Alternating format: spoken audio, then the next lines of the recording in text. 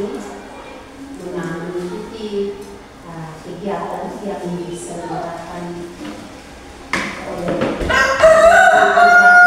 dalam hal ini oleh Ibu Nina, Ibu Maria Emanuel Kesel, untuk melakukan yang kedua untuk mensosialisasikan tentang menyampaikan kepada kita sekarang pemahaman dan penerapan pengalaman budaya positif di lingkungan pendidikan. Dan untuk kegiatan ini mohon kesediaannya untuk mengikuti sampai akhir dan mengikuti seluruh proses yang ada. Dan untuk lebih jelasnya yang akan disampaikan oleh Ibu Ima. Sebelumnya, sebelum Ibu Ima menyampaikan segala sesuatu ini, pertama-tama marilah kita panjatkan puji syukur kehadirat Tuhan dan atas perkenannya dalam semua rencana hari ini boleh berjalan dengan baik sampai di titik ini. Dan kegiatan ini akan dimulai. Sebelum daripada itu saya berikan kesempatan kepada Ibu Kepala untuk menyampaikan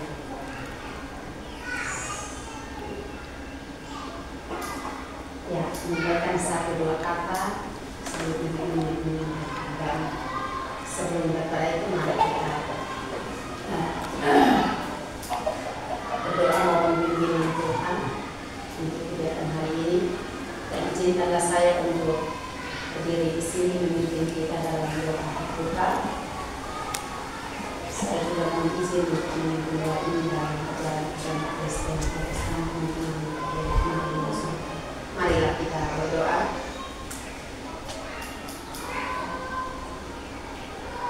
Ya Allah, Tritunggal Bapa Putra dan Roh Kudus, Tritunggal yang kami puji kami sembah. Segala puji dan syukur kami naikkan kepada Tuhan karena atas kasih perkenanan Engkau sudah menjaga, melindungi, menyertai bahkan memberkati kami sekalian sepanjang persamaan kami hari ini di sekolah tercinta sejak pagi sampai minggu ini. Semua kami masih dalam keadaan sehat selamat, bahkan penuh sukacita, mengambil bahagia untuk ada bersama-sama dalam kegiatan kami hari ini mendukung proses pendidikan Ibu Ima dan ruang penggerak saat ini. Kami ada bersama-sama di sini untuk mengikuti sosialisasi dan pemahaman dan penerapan materi yang sudah didapat di ruang penggerak pada kami sekalian. Ya Tuhan, kami bernaung terbatas dalam segala hal dan kami yang mendengarkan Tuhan dan beriman akan menyampaikan segala sesuatu yang sudah didapatkan kepada kami. Tuhan sendiri yang akan mengaruniakan bagi semua kami anak-Mu, agar kami mengerti dan memahami. Bahkan tidak hanya sampai di situ saja, kami juga dimampukan untuk turut mengambil bahagian dalam praktek dan penerapan ke depan ini kita. Ini kami Tuhan, kami serahkan jalan kegiatan ini dari awal perkenanan sampai akhir, biarlah semuanya berjalan dengan baik. Dalam nama Tuhan kami Yesus Kristus kami berdoa. Amin. Waktu dan kesempatan diberikan kepada Ibu Kepala Sekolah untuk menyampaikan satu kata sebelum. Baik, terima kasih atas kesempatan yang diberikan. Yang saya hormati Bapak Ibu Guru semua yang hadir di tempat ini. Pertama-tama marilah kita patut panjatkan puji dan syukur karena atas berkatnya sehingga kita semua bisa berkumpul di ruangan lain ini dalam keadaan sehat walafiat. Hari ini salah satu teman guru kita mengundang kita untuk mengikuti sosialisasi tentang penyebaran pemahaman dan penerapan pengalaman budaya positif. Ini salah satu program dari guru penggerak Mungkin kita akan mendengarkan apa budaya positif untuk diri kita dan untuk kebutuhan sekolah kita. Karena di sini yang lebih mengerti dan lebih pahamnya itu ada di IPIMA, dan kita sangat bangga karena justru sudah ada salah satu guru kita sudah melangkah sampai tahap ini di guru penggerak. Oleh sebab itu, dengan adanya apa yang disampaikan oleh IPIMA menjadi motivasi untuk teman-teman berikutnya, karena sekarang ini sudah ada pembukaan untuk guru penggerak gelombang ke-12. Oleh sebab itu, lebih jelasnya kita akan mendengarkan apa itu budaya positif. Selanjutnya saya silakan Ibu Ima untuk memaparkan apa yang akan disampaikan. Sekian dan terima kasih. Kita beri tepuk tangan untuk Ibu. Selamat siang untuk Ibu yang kepala SMP Negeri Keteli, yang saya hormati Bapak Ibu guru yang telah meluangkan waktunya untuk hadir di ruangan ini. Pada kesempatan ini saya akan menseminasikan penyebaran pemahaman dan penerapan pengalaman budaya positif. Dengan saya Maria Immaculata Siuk, SPD, calon guru penggerak angkatan 11, angkatan kedua untuk Melaka, dari SMP Negeri Keteli, Kabupaten Melaka. Untuk kita berbicara budaya positif, kira-kira Bapak Ibu pernah dengar atau ada yang tahu seperti apa budaya positif itu? Budaya positif pernah dengarkah atau pernah? Seperti apa, ada yang bisa menjelaskan kepada kita budaya positif itu seperti apa? Budaya positif. Ya, silakan Pak Gusti. Baik, terima kasih.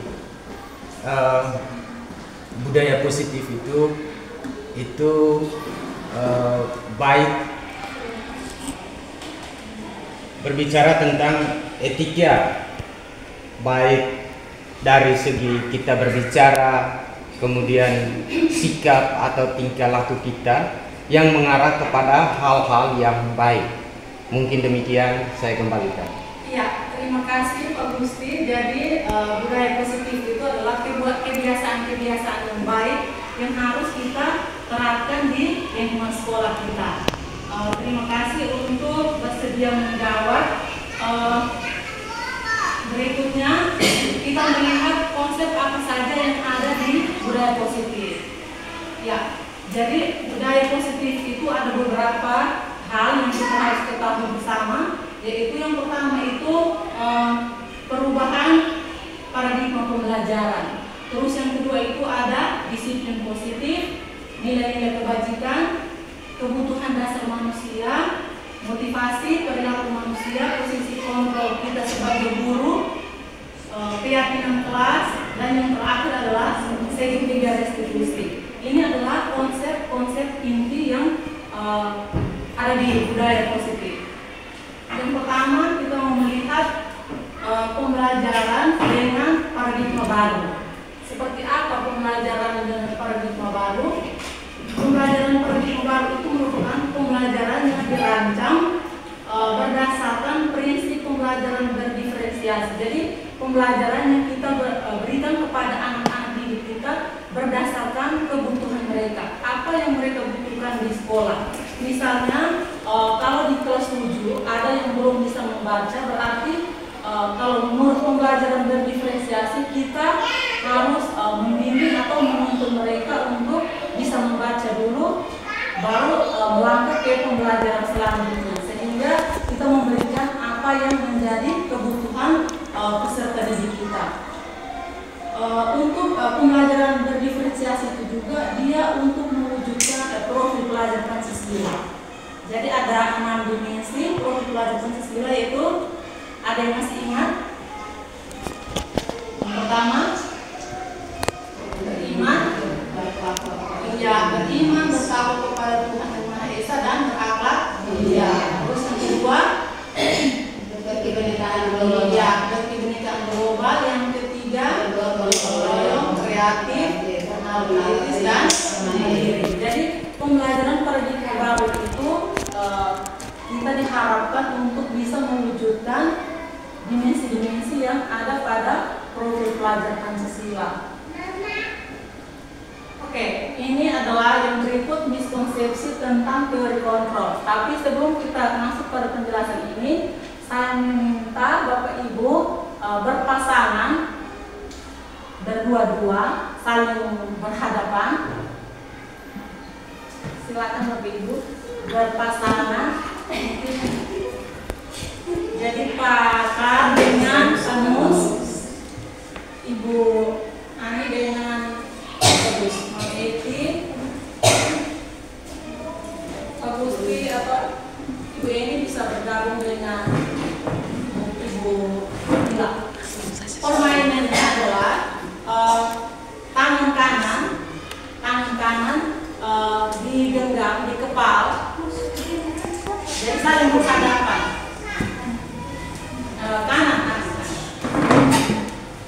berhadapan dengan teman, saling berdekatan, saling berhadapan. Salah satunya silakan, ya pokoknya digenggam kepala, terus tutup mata dan menghayal. Yang digenggam itu adalah sesuatu yang berharga untuk ibu bapak ibu, sesuatu yang sangat berharga. Uang, anak, istri, ya itu kan berharga dalam hidup kita. Nah, terus salah satunya coba meminta, bisa tidak bapak ibu memberikan sesuatu yang berharga dalam hidup bapak ibu untuk orang lain, untuk teman.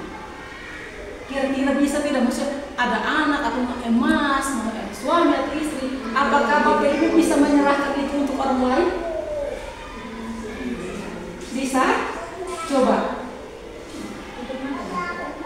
Bisa tidak? Salah satunya coba Ibu Lourdes minta di Ibu Iren, bisa tidak? Sesuatu yang berharga dari Ibu Iren kasih di Ibu Lourdes. Minta suami, minta anak, bisa tidak? Sesuatu yang berharga, sesuatu apakah bisa? Dengan gampangnya bapak ibu kasih. Tapi tidak berharga, yang banyak pikirannya adalah sangat berharga dalam hidup bapak ibu dan teman kita memintanya. Apakah bapak ibu dengan gampang, dengan mudahnya bapak ibu kasih atau tidak? Coba sih. Ada yang minta, bisa kan tidak diberikan segampang? bisa. Pasti bisa. Memberikan anak, memberikan suami pada orang lain. Bisa. Saya ingin terkandung dari suatu istri. Oke, jadi susah tidak melepaskan sesuatu yang berharga dalam hidup kita untuk orang lain. Susah. Oke, kita beri tepuk tangan untuk semua. Iya, pasti susah. Kalau begini tidak mau lepas apa yang digenggam, apa yang ditepat. Ya, sekarang kita mau melihat konsepsi tentang teori kontrol, yaitu ilusi guru mengontrol. Kita berpikir bahwa kita bisa mengontrol murid-murid kita. Kita bisa mengatur sesuai dengan kemauan kita. Tetapi nyatanya seperti tadi, apa yang kita inginkan tidak bisa kita paksakan kepada orang lain. Kita minta sesuatu yang berharga, tergantung orang itu mau kasih atau tidak. Kalau dia tidak mau kasih, ya sama dengan kita mengajar. Kita menuntun, tetapi kembali lagi ke pribadi murid-murid kita. Terus yang kedua, ilusi bahwa semua penguatan itu positif, efektif, dan bermanfaat. Kita ilusi bahwa segala sesuatu yang kita berikan itu bermanfaat, tetapi kembali lagi ke murid-murid kita, apakah mereka menganggap hal itu bermanfaat atau tidak. Terus yang keempat adalah ini sifat kritik dan membuat rasa bersalah mampu menguatkan karakter. Kita berpikir bahwa kalau kita marah murid-murid kita, mereka takut dan pasti mereka akan ikut kita. Tapi itu tidak selamanya seperti itu. Tergantung apa yang kita mau terapkan ke mereka terima atau tidak. Kembali lagi ke pribadi mereka. Terus yang terakhir itu adalah ilusi bahwa orang dewasa berhak memaksa. Kadang kita karena berpikiran kita orang dewasa, kadang kita maunya supaya murid-murid kita ikut kita punya keinginan. Tetapi kembali lagi dia mau ikut dan tidak itu berdasarkan kemauan dari dirinya. Ya, sekarang kita mau melihat mengubah paradigma stimulus respon ke pendekatan teori kontrol. Di sini stimulus respon itu kita berpikir bahwa kebutuhan kita sama. Tetapi kalau teori kontrol itu dikatakan bahwa semua kebutuhan kita itu berbeda. Yang kedua itu kita melihat bahwa semua orang itu melihat bahwa semua hal itu sama. Jadi kita berpikir bahwa mungkin kebutuhan atau keinginan orang untuk melakukan hal ini adalah sama, tetapi di teori kontrol itu dikatakan bahwa setiap orang itu memiliki gambaran yang berbeda terhadap sesuatu atau dunia atau seseorang. Terus yang ketiga, kita mencoba mengubah orang agar berpandangan sama dengan kita. Karena kita memaksa orang lain untuk mau seperti apa yang kita inginkan. Tetapi kita harus perlu sadari bahwa menurut teori kontrol itu kita harus bisa memahami orang lain. Jadi kita harus berusaha untuk memahami orang lain, bisa berusaha untuk memahami murid-murid kita tanpa kita berpikir untuk orang lain paham kita. Tetapi kita harus belajar untuk bisa memahami orang lain. Terus perilaku buruk itu dilihat adalah sesuatu kesalahan. Jadi kalau murid-murid kita melakukan hal-hal yang buruk, itu kita melihat bahwa di stimulus respon itu hal yang merupakan kesalahan. Tetapi semua perilaku baik, buruk, datang sekolah terlambat, tidak datang sekolah, itu semua adalah memiliki tujuan. Kenapa dia melakukan seperti itu? Pasti dia memiliki tujuan. Terus kita juga berpikir bahwa orang lain bisa mengontrol saya. Sama seperti pada apa yang kita genggam, kita tidak bisa mudah untuk melepaskan kepada orang lain. Jadi di sini teori kontrol itu adalah hanya diri Anda yang bisa mengontrol Anda sendiri. Hanya kita punya diri yang bisa kontrol, orang lain yang bisa kontrol kita. Terus yang berikut itu pemaksaan ada pada saat rujukan gagal. Jadi kadang kita memaksa. Kalau anak itu sudah gagal, tidak datang sekolah, pasti kita marah. Terus di sini kalau teori kontrol itu kita harus berkolaborasi, harus bekerja sama untuk menciptakan pilihan baru atau untuk mencarikan solusi.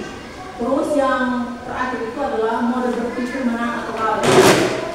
Stimulus respon itu kita berpikir bahwa ada yang kalah, ada yang menang. Tetapi kalau sekarang teori kontrol itu kita berpikir bahwa tidak ada kalah dan tidak ada yang menang. Semuanya adalah menang-menang. Oke, sekarang kita mau lihat disiplin positif. Disiplin positif itu adalah sebuah terdiri dari satu kata yang namanya disiplin, yang artinya belajar. Jadi disiplin itu adalah belajar. Di sini disiplin diri ini dia berdasarkan nilai-nilai yang diyakini. Terus disiplin positif itu adalah salah satu penerapan yang bertujuan untuk menumbuhkan kesadaran dari peserta didik tanpa imbalan penghargaan ancaman atau hukuman. Jadi disiplin positif ini mengajarkan kita untuk misalnya begini, kalau anak-anak mau disiplin, mau datang pagi, kita jangan melaksanakan disiplin positif itu karena ada paksaan. Tidak datang takut nanti dimarah atau dihukum. Tetapi dia melakukan datang pagi itu karena kesadaran dari dirinya bahwa dia harus berdisiplin atau bertanggung jawab untuk mengerjakan tugas. Dia mengerjakan tugas itu bukan karena diancam atau kalau dia mau mendapat penghargaan. Model kayak kalau kita guru datang pagi karena takut nanti ibu kepala marah, atau kalau kita guru kita mau datang pagi karena kita mendapat pujian dari ibu kepala. Oh, ini guru dia datangnya setiap hari pagi. Jadi itu tidak mau seperti itu. Kita mau menumbuhkan kesadaran dari diri. Ya. Terus berikut sebagai pendidik, tujuan kita adalah menciptakan peserta didik yang memiliki disiplin diri sehingga mereka berperilaku mengacu kepada nilai-nilai kebajikan, nilai-nilai yang baik, nilai-nilai yang dipercayai. Terus memiliki motivasi intrinsik. Memiliki motivasi intrinsik itu adalah motivasi dari dalam diri. Terus supaya dia bisa menghasilkan suatu perubahan perilaku ke arah yang lebih baik. Ya, sekarang nilai-nilai kebajikan ini, nilai-nilai kebajikan universal ini adalah ya seperti yang ada pada profil pelajaran Pancasila, beriman, bertakwa kepada Tuhan Yang Maha Esa, berkebinekaan global. Ya, ini yang ada di profil pelajaran Pancasila. Terus di PJP itu dia memiliki sikap toleransi, rasa hormat terhadap orang lain, integritas, tanggung jawab, saling menghargai, antusias, dia harus empati, kerjasama. Terus kalau di keterampilan hidupnya atau di life skills itu dapat dipercaya, lurus hati, pendengar yang aktif, tidak merendahkan orang lain, dan memberikan yang terbaik dari dirinya. Itu adalah nilai-nilai kebajikan yang harus kita munculkan pada diri peserta didik kita. Ya, sekarang kita melihat kebutuhan dasar manusia. Kita berbuat baik, anak-anak nakal, anak-anak malas datang sekolah, itu semua karena kebutuhan hidupnya belum terpenuhi. Termasuk kita Bapak Ibu guru, kita bekerja pastinya untuk memenuhi kebutuhan hidup kita. Begitu juga anak-anak kita, mereka juga memiliki kebutuhan hidup. Jadi kebutuhan dasar manusia ini adalah segala sesuatu yang kita lakukan untuk mendapatkan apa yang kita inginkan. Jadi anak-anak kita nakal juga karena diri mereka ada membutuhkan salah satu kebutuhan dasar manusia yang belum terpenuhi. Terus usaha terbaik yang kita lakukan dalam rangka agar kebutuhan dasar kita terpenuhi dengan baik. Ya, di sini ada 5 kebutuhan dasar manusia. Yang pertama itu adalah bertahan hidup. Bertahan hidup ini akan sandang, pangan, papan, terus rasa aman dan kesehatan. Itu dia masuk di kebutuhan bertahan hidup. Terus kasih sayang dan rasa diterima. Siapa sih tidak mau kalau dia dicintai? Apalagi murid-murid kita, pasti mereka suka, mereka senang kalau mereka dicintai atau disayang. Itu seperti rasa diterima, dipeduli. Kadang anak-anak kita seperti ada istilahnya mencari perhatian orang lain. Itu karena kebutuhan akan kasih sayangnya belum terpenuhi. Yang ketiga adalah penguasaan. Penguasaan itu dia mau di depan, dia mau menjadi pemimpin. Itu akan harga diri, keinginan untuk dianggap pemimpin dan memimpin prestasi. Pokoknya dia mau orang yang paling unggul sudah. Terus ada kebebasan. Kita juga punya kebutuhan akan kebebasan, tidak mau terikat. Itu akan mandiri, memiliki pilihan. Dia mau melakukan apa atas dia punya pilihan, mencoba hal-hal baru dan bisa mengendalikan diri ke arah yang lebih baik. Itu akan kebutuhan akan kebebasan. Terus yang terakhir itu adalah kesenangan. Kesenangan ini bermain, humor, tertawa. Jadi dalam pembelajaran pasti murid-murid kita juga membutuhkan kesenangan. Jadi pasti dalam pembelajaran kita selingi dengan permainan-permainan yang bisa membuat mereka senang. Ya, berikut kita melihat motivasi perilaku manusia. Motivasi perilaku manusia, motivasi ini ada 2. Ada yang namanya ekstrinsik dan ada yang namanya intrinsik. Kalau ekstrinsik itu dari luar. dari luar, untuk menghindari ketidaknyamanan atau hukuman, atau untuk mendapatkan imbalan atau penghargaan dari orang lain. Misalnya ketidaknyamanan, kalau dia datang pagi atau tidak mengerjakan tugas, pasti kita akan marah atau menghukum. Dia terpaksa saya harus kerja, nanti ibu harus marah.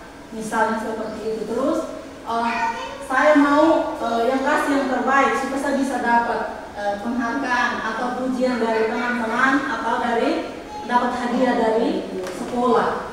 Itu adalah motivasi dari luar diri peserta didik atau dari luar diri manusia. Terus kita di sini, kita sebagai guru harus bisa mewujudkan motivasi intrinsik ini dalam diri peserta didik.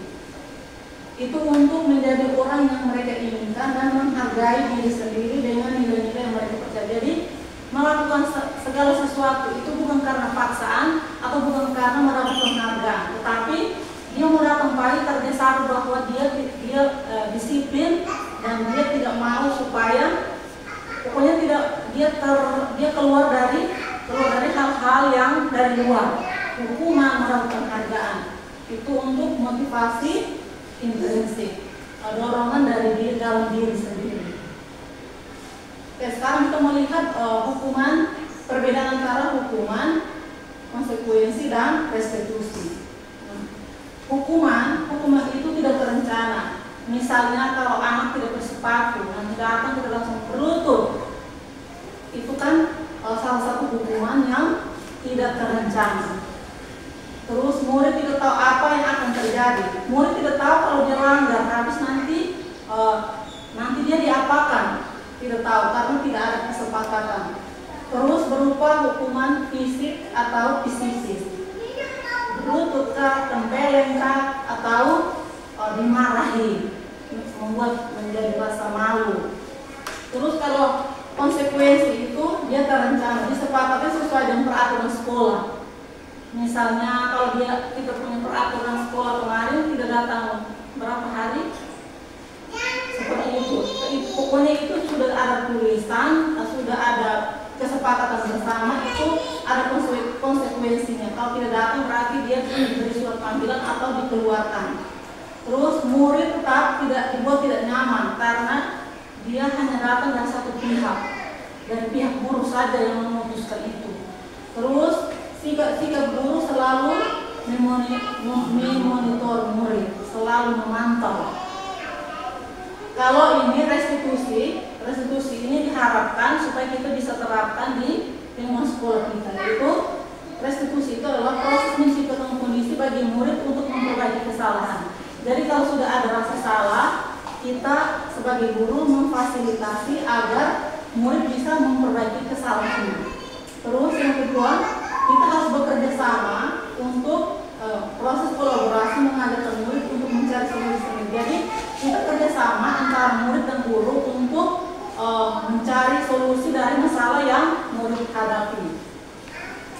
Terus yang berikut, ya, posisi kontrol guru. Kita kira-kira selama ini kita ada di posisi kontrol yang mana? Posisi kontrol itu ada 5, yaitu yang pertama, penghukum, pembuat rasa bersalah, sebagai teman, pemantau, manajer. Kira-kira dia sebagai penghukum itu seperti apa? Ya, ini contohnya adalah siswa tidak memakai atribut lengkap saat upacara. Ini contoh kasusnya. Saat upacara bendera, kalau kita sebagai penghukum itu, mungkin saya dulu pernah lakukan ini, atau mungkin ibu guru juga pernah atau tidak. Hormat bendera maksudnya kayak datang langsung berdiri satu kaki atau di sini hormat bendera selama 1 jam atau berdiri di lapangan. Itu berarti kita sudah menghukum, kita sudah melakukan posisi kontrol kita sebagai penghukum. Terus yang kedua, pembuat rasa bersalah. Kita sering juga, saya juga kadang sering, berapa kali ibu harus beritahu kamu selalu saja mengecewakan bapak ibu. Jadi kayak kita marah-marah tapi masih belum pakai visi, hanya dengan kata-kata, membuat rasa bersalah untuk murid-murid kita. Terus yang berikut sebagai manajer. Nah, manajer ini yang diharapkan untuk kita terapkan di sekolah kita, yaitu apakah kamu tahu kesalahan kamu? Jadi saat murid melakukan kesalahan, kita panggil dulu, kita tanya kesalahan kamu apa. Terus kira-kira bagaimana kita memperbaiki? Kita mencari solusi, sama-sama mencari solusi untuk masalah yang dihadapi oleh murid kita. Jadi itu kita sudah melakukan posisi kontrol kita sebagai manajer. Oke, sekarang saya kecewa sekali dengan kamu. Kira-kira itu posisi kontrol sebagai apa? Saya kecewa sekali dengan kamu. Kamu buat sesuatu tidak sesuai dengan keinginan. Posisi kontrol apa? Demam kah? Membuat rasa bersalah kah? Atau iya? Jadi jawabannya adalah membuat rasa bersalah. Kamu sudah mengecewakan ibu berulang-ulang kali. Ya ini. Kamu tidak pernah benar melakukan ini. Kamu salah terus. Ini kadang kita mengeluarkan rasa seperti ini. Kita sudah melakukan posisi kontrol kita sebagai apa? Kamu ini salah terus. Omong ulang-ulang, jelaskan ulang-ulang, tapi salah terus. Kita melakukan posisi kontrol sebagai apa ini? Sebagai pemantau. Kita lihat saja, oh dia salah. Itu sebagai pemantau. Berikut, apa rencanamu untuk menyelesaikan masalah ini? Manajer. Ya. Jadi kita diharapkan untuk selalu memberikan solusi. Manajer. Ayolah lakukan ini dengan Bapak Ibu. Kayak seolah-olah mereka kita sama derajatnya dengan murid. Iya, jadi dia sebagai teman. Terus kamu tidak pernah dapat nilai jika tidak mengerjakan tugas. Ya tidak, kita pernah apa ini? Kamu kalau sudah kumpul tugas kamu nilai tidak ada. Iya. Jadi dengan kata-kata saja kita sudah menghukum. Tapi kayak kadang kita tuh anak-anak kita omong saja berarti namanya juga ini simbolis. Ya. Yang berikut kita akan melihat keyakinan kelas. Keyakinan kelas itu adalah dia sama seperti peraturan kelas, tetapi peraturan kelas hanya dibuat oleh guru. Kalau keyakinan kelas itu suatu kesepakatan antara murid dan guru. Mengapa keyakinan kelas? Mengapa bukan peraturan kelas?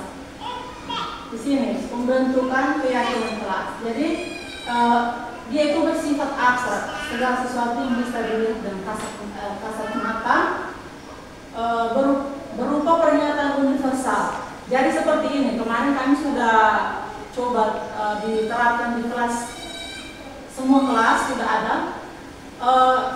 Kalau mau disiplin, kamu harus buat apa? Misalnya supaya datang tidak terlambat, berarti harus datangnya pagi sehingga tidak terlambat. Terus sesuatu yang bisa diingat, misalnya disiplin waktu atau saling menghargai. Kalau bertengkar dengan teman, ada yang kadang memaki teman, itu berarti dia sudah mengeluarkan kata kasar. Keyakinan kelas dia akan saling menghargai, itu sudah langgar. Terus sesuai dengan kondisi kelas dan sekolah, semua warga sekolah, kelas itu dilibatkan untuk membuat keyakinan kelas. Jadi bisa wali kelas mungkin mau misalnya ada iuran kelas, itu harus melakukan suatu kesepakatan yang terus ditandatangani, sehingga bukan setiap kita sebagai guru, tapi kita sama-sama sepakat bersama murid-murid kita. Ya, ini adalah yang berikut ini adalah segitiga restitusi. Kita sebagai guru harus bisa memposisikan diri kita, kadang kita sebagai penghukum, tapi kita bisa memposisikan diri kita sebagai manajer.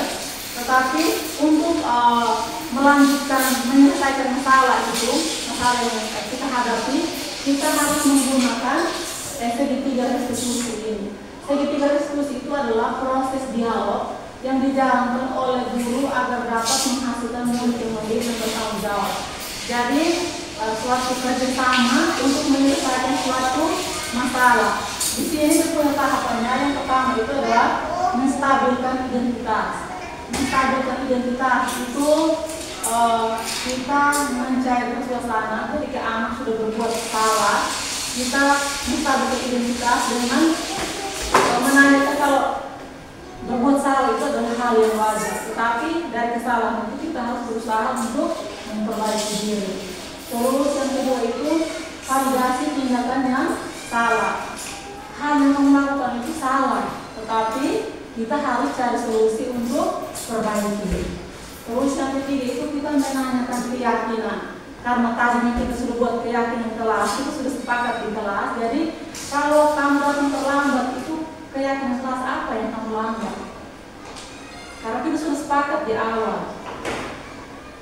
Yang berikut, di sini menstabilkan identitas. Berdasarkan prinsip membuat kesalahan adalah bagian dari proses belajar. Jadi semua kesalahan itu adalah suatu bagian dari proses kita belajar menuju ke arah yang lebih baik. Dengan kata berbuat salah itu wajar. Jadi kadang anak sudah buat salah, datang kalau kita langsung marah, kadang anak merasa tidak adil karena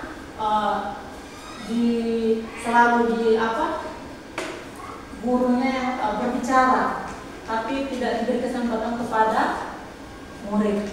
Terus kata yang kedua itu halnya bahwa tidak ada manusia yang sempurna. Atau kalau murid terlambat, oh ibu juga pernah terlambat. Jadi kita semua pernah terlambat, hal yang wajar. Tetapi kita harus berusaha untuk memperbaiki tidak terlambat. Terus ibu pernah melakukan. Ibu tidak mencari kesalahan, tetapi kita akan mencari solusi dalam keluarga kita punya masalah itu apa. Terus kita memberi penguatan kepada anak bahwa anak itu berhak untuk melakukan itu. Meskipun salah, tetapi kita harus menuntun untuk ke arah yang lebih baik. Terus yang berikut validasi kesalahan. Berdasarkan prinsip perilaku memenuhi suatu kebutuhan, segala perilaku yang dibuat anak, segala perilaku yang dibuat oleh kita itu adalah untuk memenuhi kita punya kebutuhan yang tadi, ada 5 itu. Jadi untuk validasi tindakan itu adalah kamu pasti mempunyai alasan mengapa melakukan hal itu. Misalnya dia terlambat, karena pasti kita tanya dulu, kenapa kamu terlambat? Pasti kamu punya alasan. Padahal kamu bisa melakukan yang lebih buruk dari ini. Kamu patut bangga telah melindungi sesuatu yang sangat penting buat kamu. Jadi misalnya kalau mereka bertengkar di kelas, awalnya pasti kita langsung marah atau apa, tapi kita harus memvalidasi tindakannya dengan melakukan kesalahan itu pasti punya alasan. Terus bisa melakukan sesuatu yang lebih buruk lagi, tapi harus bisa mengontrol diri. Terus kamu melakukannya karena mempertahankan sesuatu yang penting untuk kamu. Harga dirinya kah, ataukah apa yang dipertahankan. Terus yang berikut menanyakan keyakinan. Berdasarkan prinsip teori kontrol bahwa dasarnya kita termotivasi itu dari diri kita sendiri, tidak dari orang lain. Apa keyakinan kelas kita? Jadi kalau dia sudah melakukan kesalahan, datang sudah terlambat, atau tidak memakai atribut saat upacara bendera, apa keyakinannya? Keyakinan kelas kita. Dia sudah lambat ya, oh saya disiplin berpakaian. Terus nilai apa yang kita sepakati? Nilainya adalah disiplin. Terus seperti apa gambaran suku kelas yang ideal? Jadi yang bagusnya seperti apa? Pastinya dia harus datang pakai topi, dasi, sepatu. Misalnya kalau atribut sekolah. Terus kamu ingin menjadi orang yang seperti apa? Bertanggung jawab kah, orang yang disiplin kah, atau orang yang malas? Oke, ini ada satu demonstrasi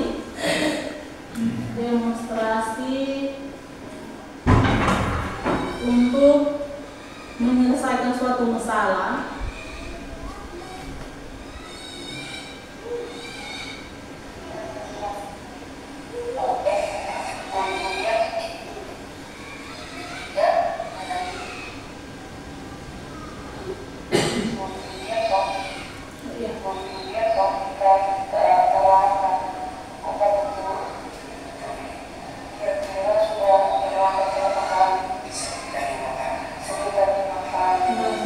demonstrasi.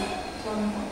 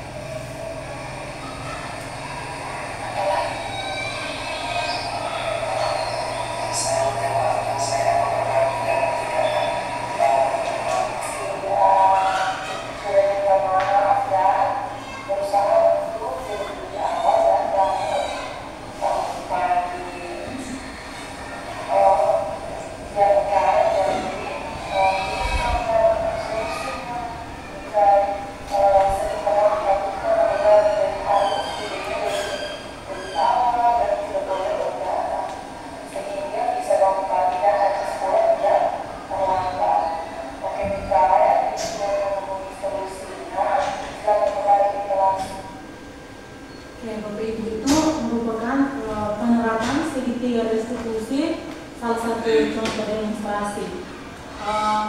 Sampai di sini untuk budaya positif, penyebaran pemahaman tentang budaya positif itu sudah selesai. Tapi apakah Bapak Ibu ada yang mau ditanyakan atau ada yang belum dipahami? Kita bisa berdiskusi bersama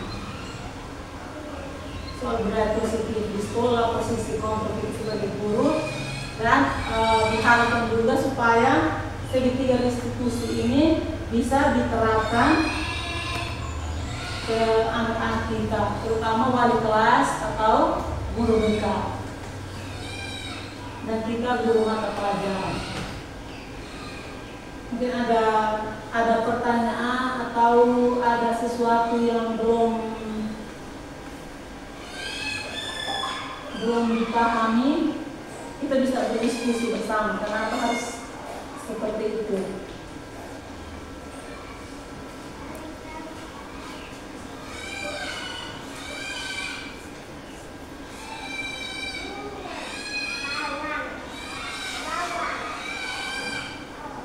Menurut Ibu ada pertanyaan Kak, kalau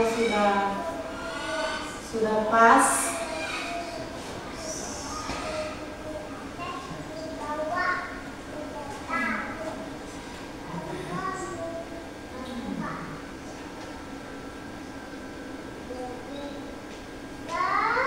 Gimana Ibu Lubis?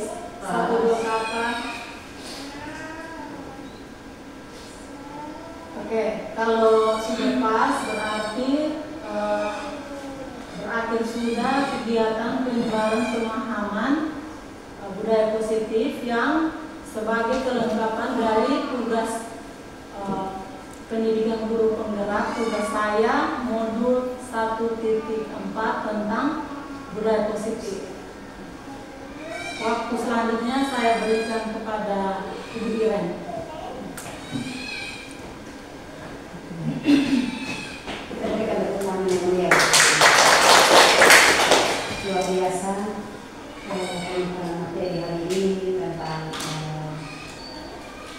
penyebaran dan penerapan budaya positif di lingkungan sekolah sangat luar biasa dan ini sungguh menerapkan kita sebagai guru. Saya merasa ini sangat penting untuk kita terapkan di sekolah kita. Hanya memang ya berat. Saya pikir ini berat, kita harus berjuang. Karena apa? Tadi itu saya ada bertanya sedikit, maksudnya bukan mau bertanya ya, tapi saya mau bilang di sini bahwa beratnya di sini karena yang tadi kalau tidak salah motivasi intrinsik dan ekstrinsik.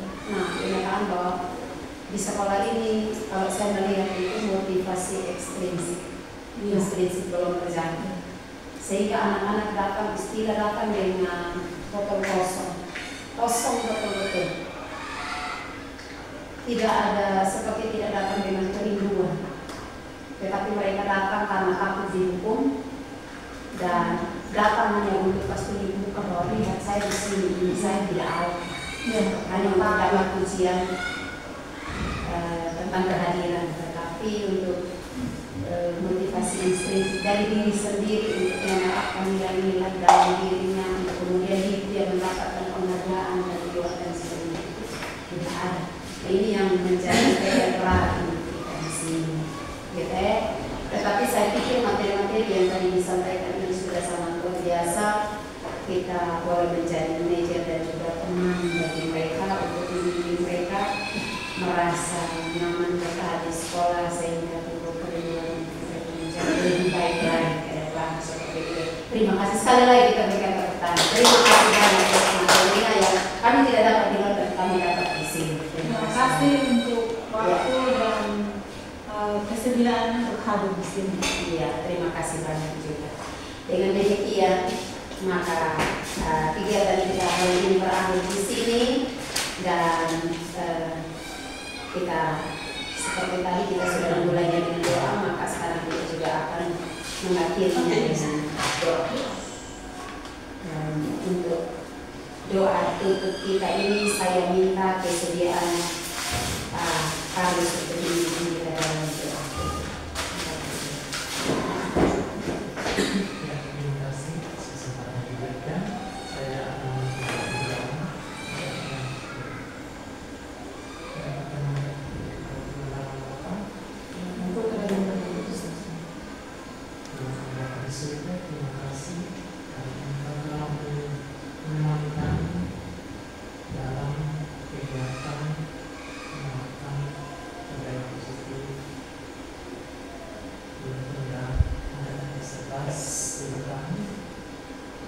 Kami mohon Tuhan, bantulah tugas-tugas yang sudah Dia menjalankan, dan Tuhan menuntun untuk kedepannya semuanya akan berjalan dengan cara Tuhan dan semuanya akan berjalan dengan baik. Inilah doa kami, pasangan dalam tangan kasih-Mu, Tuhan Kristus dan mendalam.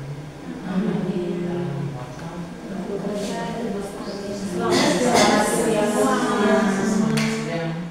tahun ini Baik. luar biasa.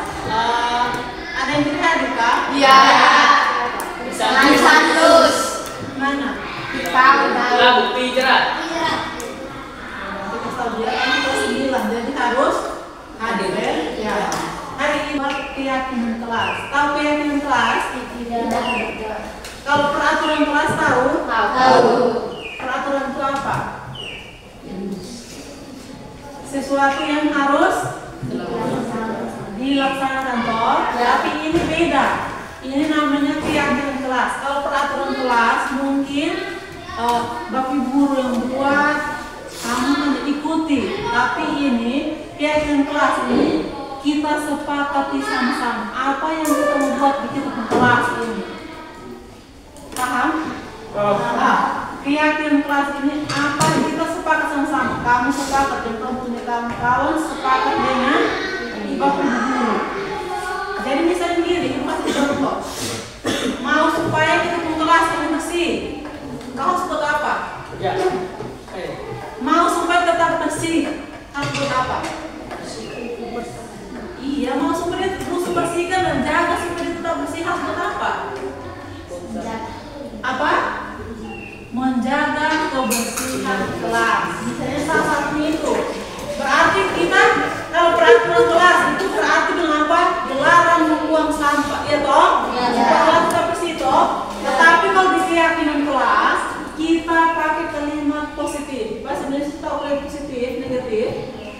positif itu berarti tidak ada yang melarang, tidak boleh.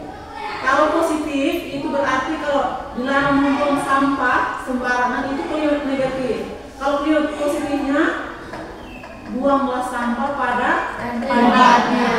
Salah satunya itu, terus salah duanya. Nanti kamu pikir sendiri apa yang mau dibuat di kelas ini. Datang tidak boleh terlambat. Periode negatif ke positif.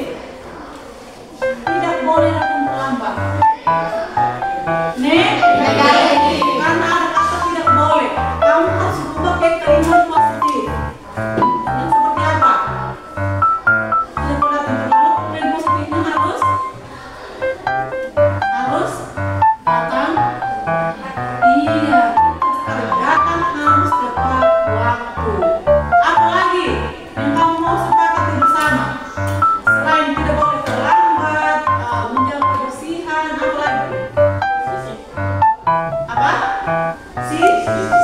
Kalimat yang bagus seperti apa? Harus disiplin berpakaian. Mulai dari kalau pakai topi yang harus benar. Kalian, itu kamu sekarang sendiri. Oh, harus bersih.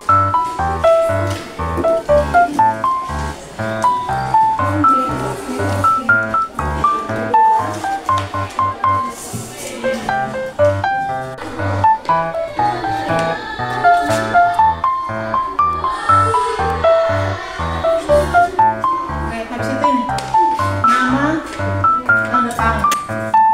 Iya toh?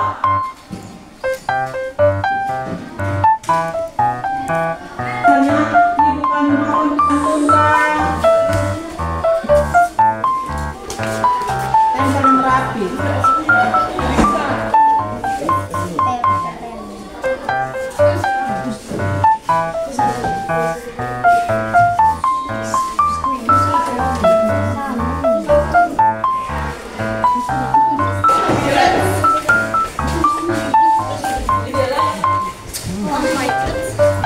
Sebelah sini.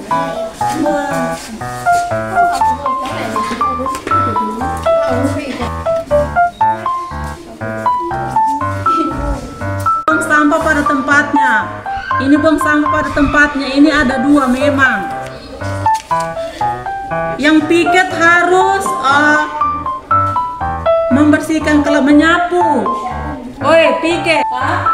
Harus datang sisir. Apa ini? Kami harus datang tepat waktu. Disiplin toh? Sama. Terus buang sampah. Datang sekolah harus beri salam. Iya, itu namanya apa? Sopan santun. Hanya orang tua saja? Tidak. Guru dan teman.